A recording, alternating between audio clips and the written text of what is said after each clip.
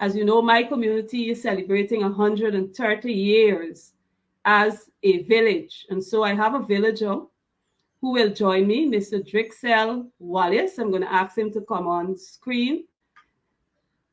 Good morning. Good morning. Mr. Wallace, can you hear me? Hi, good morning. I can hear you. Can you hear me? Yes, I'm now hearing you. I'm not seeing you. You're not joining with your video, or are you just joining with the audio? Oh, we're joining with video also. Maybe some technical difficulties. All right. Well, that's okay. Mr. Wallace, again, welcome to the People's Representative. That's the name of my show. And we talk about enhancing and empowering each other. This morning, viewers, I have, okay, there he is. Hello, nice to see you in person. Operator, you could put up the photo of this book. I have this book, right? And that's the author, in case you don't get to see him well. Rhyme and Dime, a musical journey to financial success. I can tell the viewers it's a really, really beautiful book. You had me captivated for quite a while, reading and reading over, checking and see, I said to myself, if we had these books as young people growing up and children in the community, what a difference it would have made. So before we get into the book, tell us a little about yourself, my viewers, so they can know who I'm talking with. I'm originally from Mocha Arcadia, Guyana.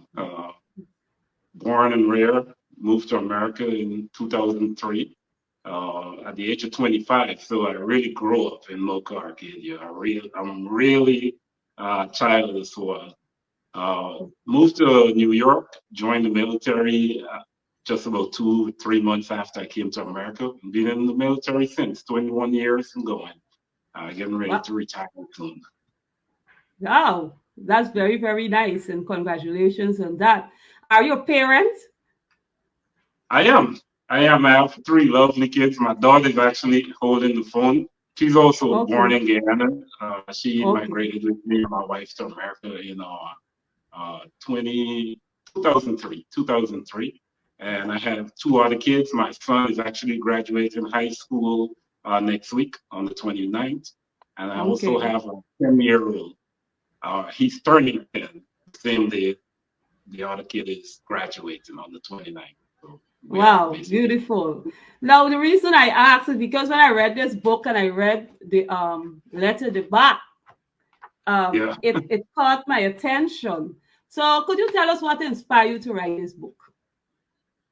Oh, for me, the intention behind writing this book was to introduce new financial knowledge to our kids while addressing the rarity of early financial education in our community.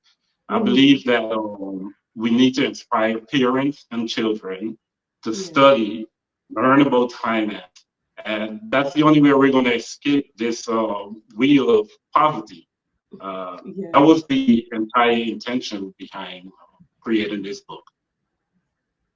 Very good. And how long did it take you to put this together? So initially, we started putting this book together. It was initially supposed to be a stock book for adults, which I'm still working on. How do you get into stocks, and how do you start creating generational wealth?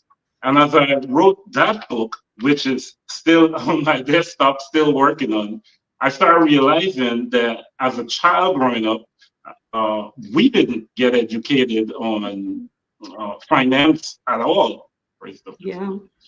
We didn't get educated on finance at all, and I thought it was important just talking to my kids about money and saving and what is the value of money and how the value of money changed over time. I realized that there was a big gap that we needed to cover. And I just wanted to address the kids in my community, my own kids at home. And that's what really inspired me to write this book. That's why it's written in a poem format, Yeah. This is so I can tell you it's really, really inspirational. I want to advertise and advocate for every parent to get a copy of this book in their home. Because when you can read and you can spend time talking, I even see you could actually sit down and have a discussion with your child on information that they can use to help them to be financially stable. And like I said in my opening remarks, if we had this opportunity, somebody had written this book and given it to us as young people and children growing up in the village, we could have guaranteed we would have been multi-billionaires by now. Of course, I was thinking about growing up and living in Guyana. From conducting minibus or working or playing basketball. And one of the things that stood out to me as I learned about finance, as a conductor, I used to put all my money in a shoebox under the bed. And not understanding that $10,000 today, it might still be $10,000 next year, but it doesn't have the same value. Not understanding how to put my money to work for me instead of me just working for money all the time. And I really think that this book is going to start some of those things that it did in me with some of the adults and the children, so that we could move forward. The biggest education we have growing up is put our money in our piggy bank. And then if you remember, our grandparents used to stuff the money in the mattress. That is not any way to promote financial health. We don't understand, we didn't understand how money works. So that's why we made those mistakes, you know? Yeah.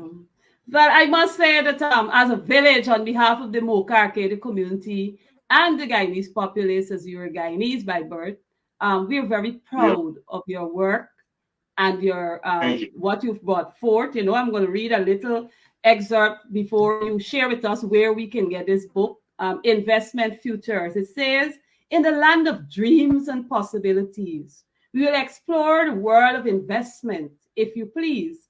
It is called Investment Futures. Exciting, grand. Let us sing and learn about it. Hand in hand. Investment Futures, where dreams take flight. We learn to save and make our money ignite. With patience and knowledge, we will make it grow. Let us dive into this adventure. Here we go. Imagine a seed so tiny and small. We plant it with care to watch it grow tall. Just like investments, they start with a little, and over time, they can grow into something big and formidable. This is so wonderful. I sure read better than you, you know. I just see your work. But yes, I'm really, really proud of this book. And we're happy that on the 130th anniversary of our village, we're privileged to share with this. And I would like you to tell the viewers where they can get this book to purchase. Oh, so this book is currently available on Amazon. And if you just type my name into Amazon, it's going to pop up. There's a few books I have on there, but not informational books, just textbooks and stuff like that. But you get on Amazon, you type Drexel Wallace into the search bar, and it's going to pop right up. Also, Delon in the neighborhood. Delon is passing a few books because the intentions was not financial gain in this book. It was more so about sharing the information. So Delon has been passing out books in the neighborhood and to people in Georgetown and so forth. We need the information to get to our kids early, and that's all we really care about. But for those who wants to support, they can get it on Amazon. Thank you so much, Mr. Wallace, for taking time out from your schedule to join this morning. And trust me, I will make it my duty to ensure my students get access to this book at school. The children in the village get access.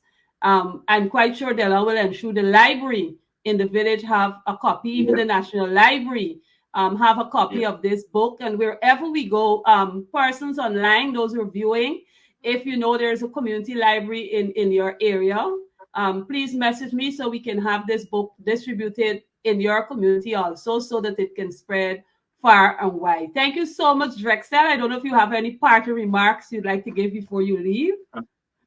Thank you for having me. really and truly, I think that what we need to start educating our kids on is not just financial education.